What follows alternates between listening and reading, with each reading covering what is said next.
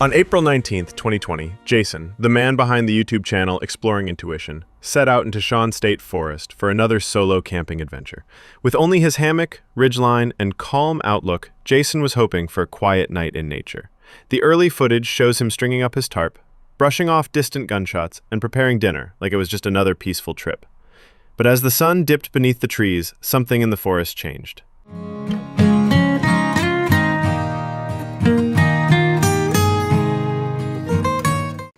Hey folks, how's it going? I'm out here at Shaun State Forest again today, and if you remember my last video, I was out here scouting for a place to come out and do some overnight camping.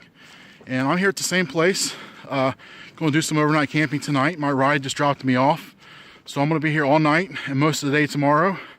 And it's something I've been looking forward to doing for a while, just come out and doing some camping and being alone in nature. Only have about 2 hours of sunlight left, so I'm in kind of a hurry to get my...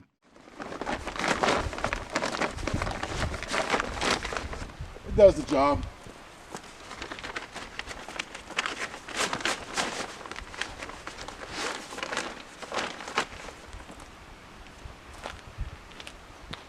So if you watched my bug out bag video, you'll see that I told you to pack some tent stakes. It began subtly, barking in the distance, but soon those barks stretched into bone-chilling howls, echoing across the darkened woods.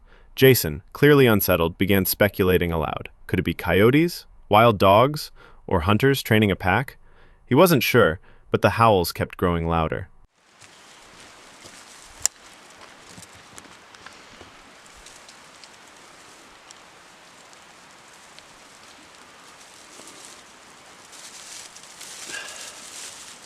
There we go.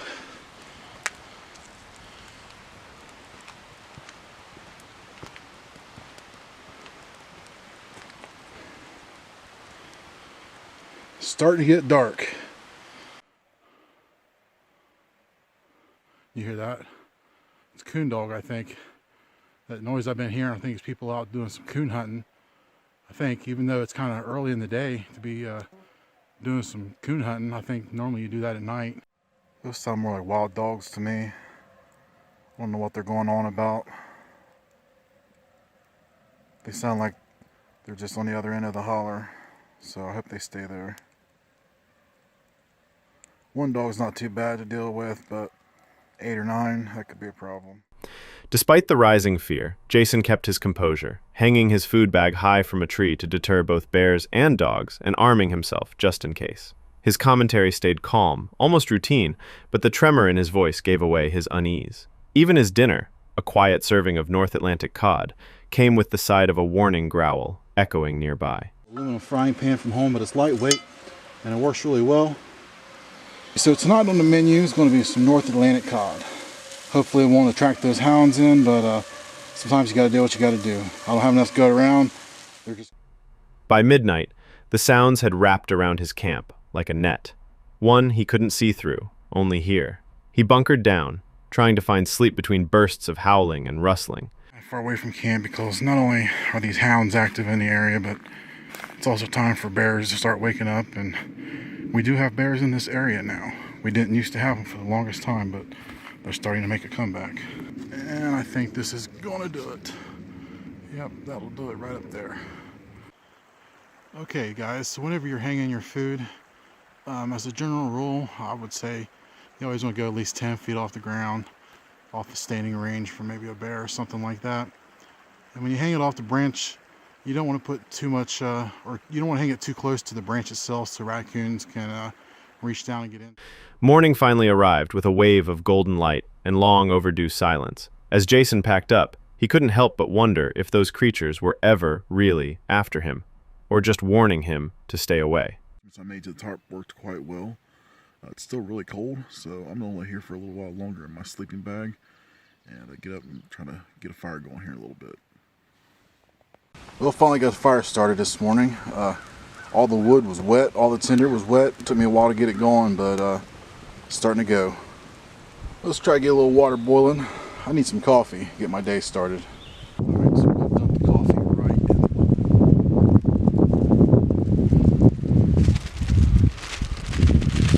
and put that back on the fire for a little bit. One viewer later commented, My gosh, those dogs howling was haunting. Brave bloke, regardless of having a sidearm, must have been scary. And it's true, Jason might have walked out physically unscathed, but the forest left its mark, howling in memory. On April 2nd, 2021, Will from the channel Will's Whereabouts set out for what should have been a typical stealth camping night. A seasoned van lifer with a loyal following, Will had done this countless times. Find a quiet spot, park up, enjoy nature, and share the experience with his audience. But this time, something felt off. It's feeling good to be back in the galaxy yet again for another stealth camping mission tonight.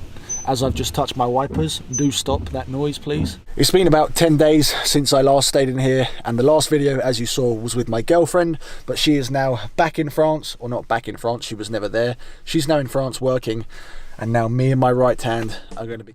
After grabbing a huge portion of takeaway chicken and using the Park Night app, he headed toward a free, secluded car park near a lake, Ocom Common to be exact.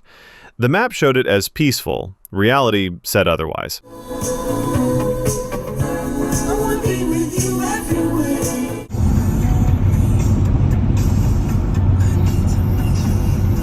I have not been here. It's parked up.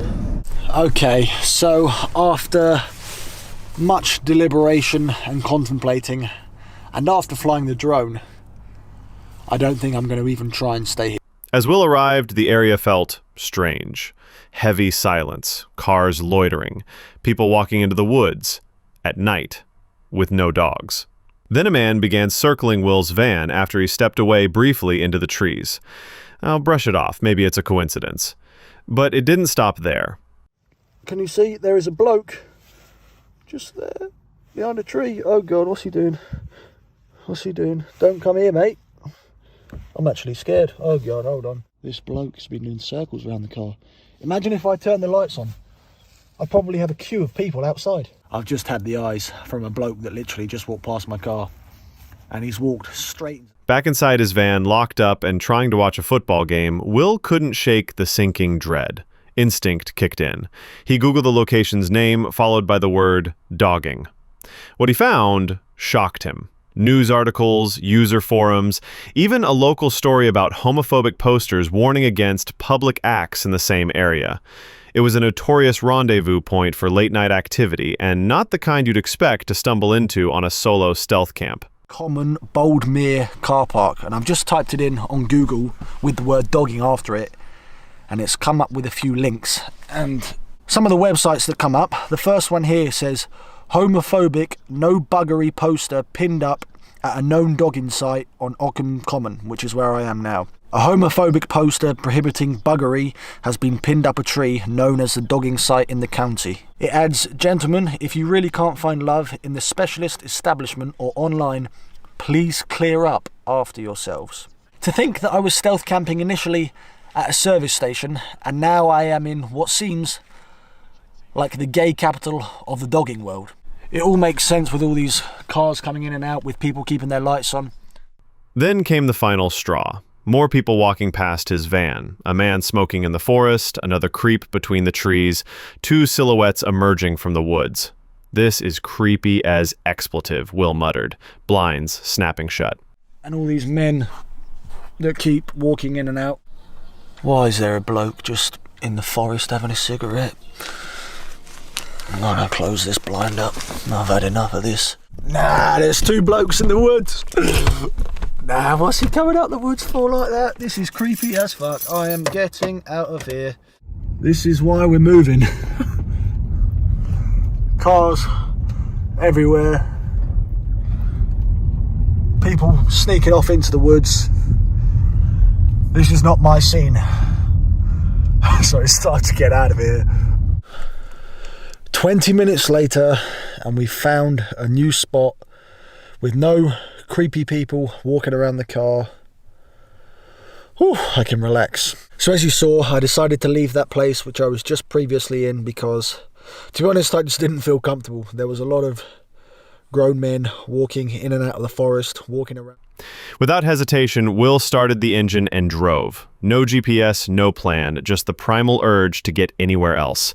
Hours later, he parked in a new, safer location, but sleep didn't come easily. Distance that I can fly away in this area, but I will go sit on a bench and I'll show you the beautiful views that I'm surrounded by this morning.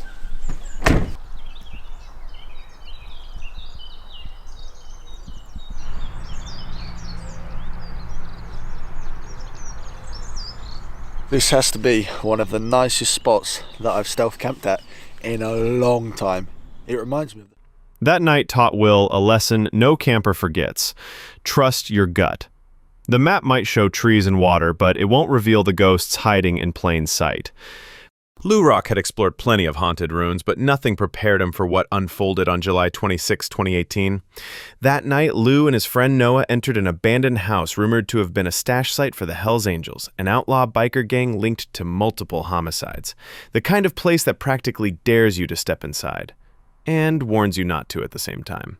Out here that had, I think they got caught with a few different bodies that were chopped up, and they were trying to dispose of the bodies, but they ended up getting caught. This place is really creepy. We're gonna check this place out. I'm here with my boy Noah the fam. Come on, guys. And yeah, let's check this place out, man. Let's do. At first, the house delivered what you'd expect from an urban exploration vlog. Peeling paint, broken furniture, scattered records from legendary rock bands, and hints of past squatters. They joked, inspected every room, and hoped to stumble across some secret stash from the gang's violent past. But the real shock was still to come. Perfect place for some people to hang out. Yeah, see, this is the kind of stuff that sketches me out. What is it? It's a carpet rolled out on the floor, but this looks like something somebody would put here to lay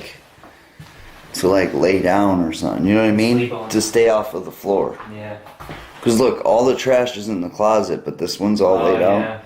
Do you see footprints on this? I don't really. Maybe. This could be yeah. It could be anything. Oh, a red magic marker. One supplies, whiteboard. Wonder what this hole in the ceiling is all about. Yeah, there could be a stash like anywhere. That's what I'm saying. I'm always like on the lookout for some stashes. You never know. Yeah. As the night wore on, they made their way to the basement, the last unexplored part of the house. That's when everything changed.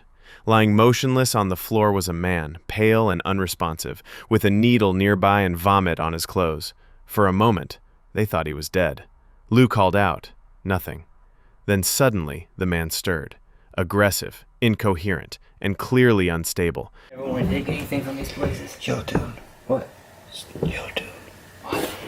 There's some freaking guy down here. What do you mean there's some guy down there? There's a fucking guy right here. He's up. There's a fucking guy right here. What the?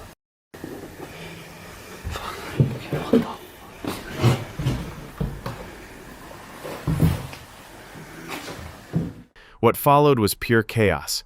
The man threatened them, shouted, and stepped forward, forcing Lou and Noah to draw back in panic. Despite trying to help, it quickly became clear this situation could turn violent. The only option was to run. They bolted up the stairs, adrenaline surging, shouting to each other to get the car started. The man followed, not far behind. Lou kept his camera rolling as proof, every terrifying second documented.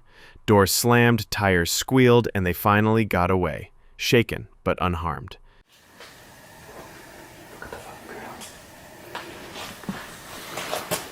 Needle right there. This guy fucking dead. Dude, is he dead? You got a knife on you. Yeah, I got my knife. Don't look like he's breathing.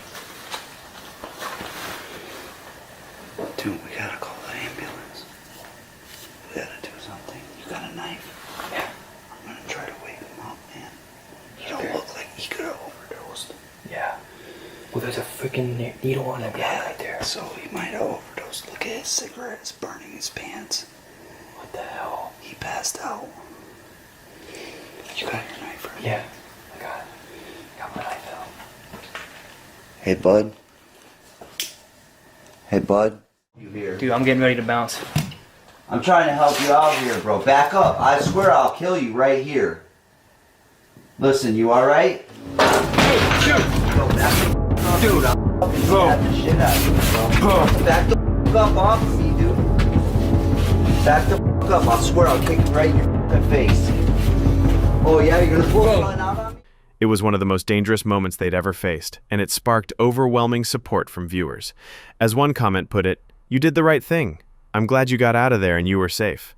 That night reminded everyone why these places are abandoned in the first place, because sometimes what's left behind is far more dangerous than any ghost story. On March 29th, 2025, solo explorer Robbie from the YouTube channel Rob Call Nature set off into the icy wilderness of southern Finland chasing a mystery. Using Google Earth, he'd spotted a marker in the woods labeled simply Viking Tomb. That was all the motivation he needed. But as he would soon find out, not all ghosts from the past stay buried, and not all danger is ancient. I was Google mapping, trying to find cool places for me to do future adventures. When you search on Google Earth, if you get close enough to the terrain, there always pops up points of interest, and From the beginning, something felt off. Just after parking his car on a quiet dirt road, a vehicle passed by slowly, then came back again, then took a photo of his license plate. Robbie was rattled but determined. He pressed deeper into the woods, weaving through dense trees and slowly losing his sense of direction. Eventually, a distant lake helped him reorient and led him straight to the tomb, or what was left of it. Landowner, maybe they thought I was a poacher.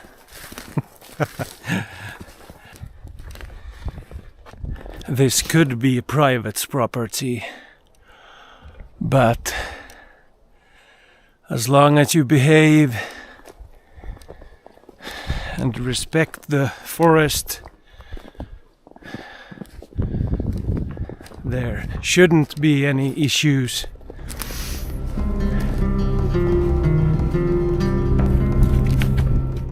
The site had clearly been looted, probably hundreds of years ago. Still, Robbie set up camp nearby, filming his thoughts on Viking travel and burial rituals, trying to ignore the biting cold. But the real trouble hadn't even started yet.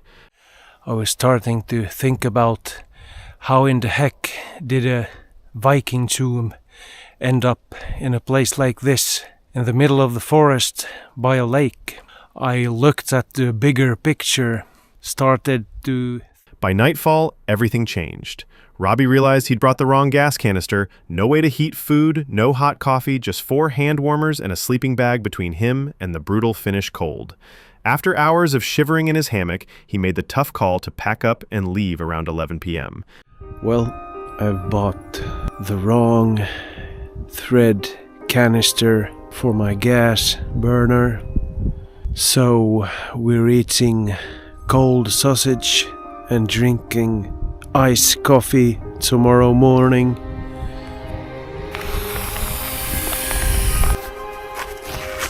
Dinner I can eat cold, that's no problem, but getting up in the morning without coffee, eesh. These are sausage patties. This is me for the next 10 hours. That's when it got worse. Moonlight lit his path back to the car, but once he reached it, Robbie noticed something disturbing. Footprints. Dozens of them, on the passenger side of his vehicle, the very side he hadn't touched all day. Someone had been watching him.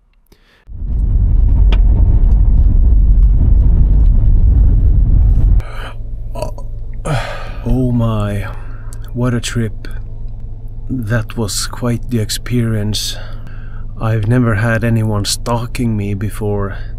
It wasn't stalking, but when I parked my car, I never walked on the passenger side. That side was full of prints. Those were not my footprints. Someone was clearly very interested. Why was I there, or why was my car parked there? I think that person was more worried. As Robbie quietly drove away, questions swirled in his mind. Was it a local, a protective landowner, or someone else entirely? Someone waiting for the right moment? One haunting thought lingered. It's not the spirits of the dead we should fear in the woods. It's the living, The ones who never make a sound. Chris wasn't new to camping. He'd weathered storms, tracked wildlife, and spent more nights in a tent than most people spend in their beds. But nothing prepared him for what happened on this trip. It was supposed to be just another peaceful night in the woods until 4 a.m., when everything changed. Startled awake by a strange sound, soft, deliberate footsteps, Chris did what any seasoned adventurer might do. He grabbed his camera. Still tucked inside his tent, he whispered into the lens, voice shaking, "Something's walking around my tent."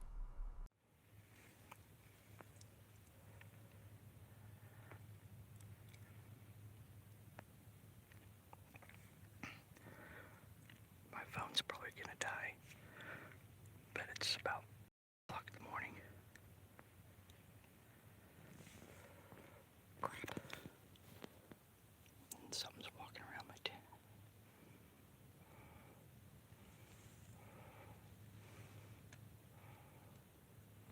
I'm out here by myself. I was gonna get up and do a morning hike and video, but I've already got visitors.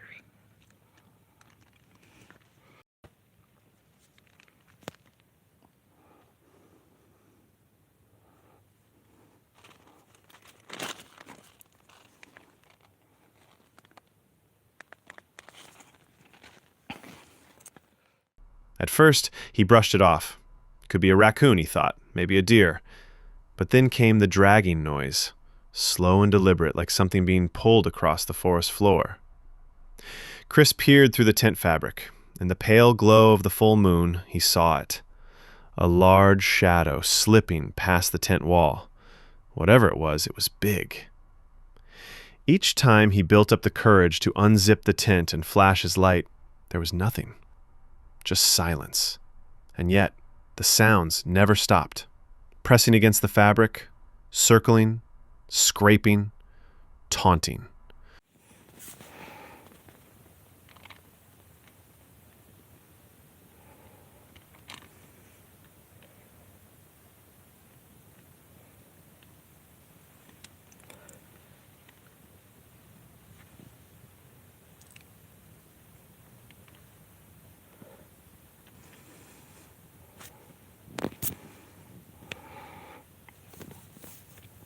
Something was pushing on the tent a little bit ago, too. That could have been a raccoon, I guess. I don't even know if you guys can hear me.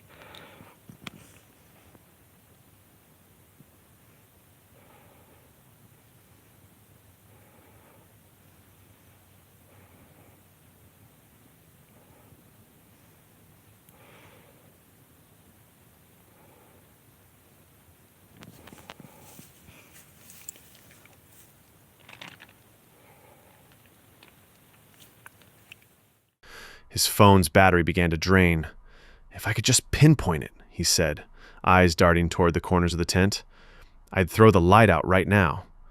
But every time he opened the flap, it was gone, like it knew.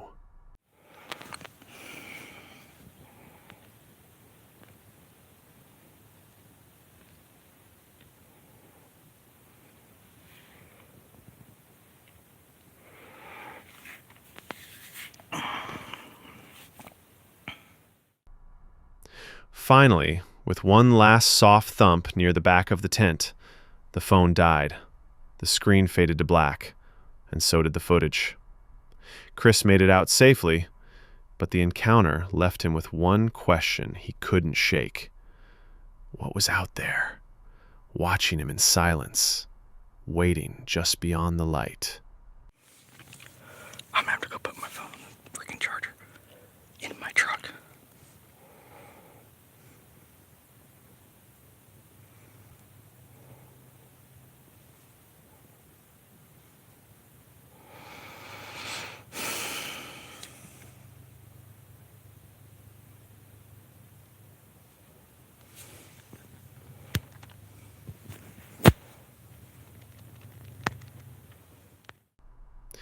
One viewer put it bluntly, never camp in the woods unarmed, because sometimes the wilderness isn't what you should fear.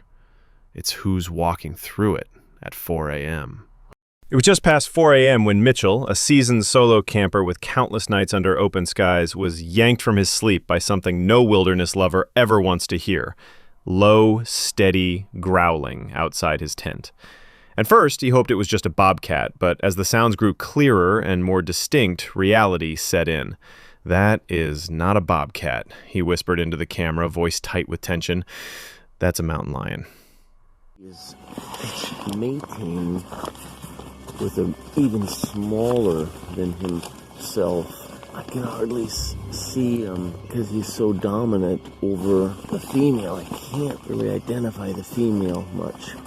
So what I'm doing is I'm getting myself into position here to abandon my tent if I have to. But they're not paying any attention to me. I shine the light on them. They're not bothered. They're over there, approximately 20 meters. They were closer, but I've got my knife ready here in case. My GoPro camera doesn't work very well at night, so I'm using my phone camera. I don't think it's a bobcat because a bobcat is more hairy. Peeking cautiously outside with nothing but a flashlight and his phone, Mitchell locked eyes with two figures. One large, one smaller.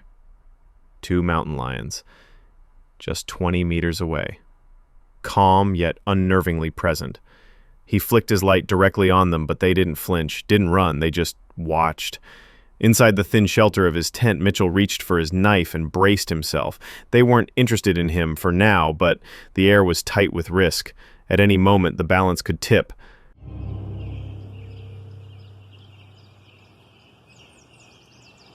I was awoken earlier because I heard them a little bit closer.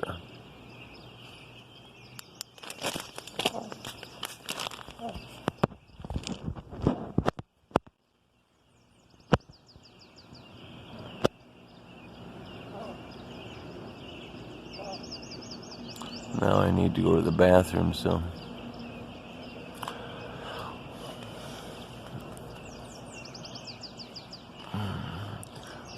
I'm going to turn off temporarily, okay? And just keep an eye on them in the dark. Despite the danger, Mitchell needed to relieve himself. Stepping outside, every movement was deliberate. He filmed quietly, capturing the glowing eyes in the brush. A low growl rolled through the air like thunder. "Okay," he muttered, "I think I'm going to get out of here." Knowing he couldn't safely wait for daylight, he packed his gear in near silence and slipped away under the cloak of darkness. I think I'm going to get out of here.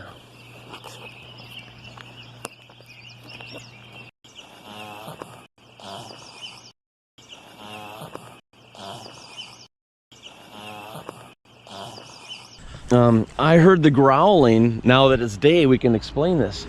And it was right here. He was struggling with a very small female. So he was about medium sized. He was about medium sized like this. Okay, when he's all stretched out, his body. But the female was so small, I couldn't even see her. She's like buried underneath him. So they're mating right in this spot. So I'm shining my light on them from my, from my tent, and the eyes are glowing, because at night, the cat eyes. Later, one viewer summed it up with a mix of relief and nervous humor. "Wow. That was a close, safe distancing there, Brother Mitch. Be careful what you pray for." Mitchell survived that night, but it was a sharp reminder. Sometimes you're not the top predator out there. Sometimes you're just lucky to walk away.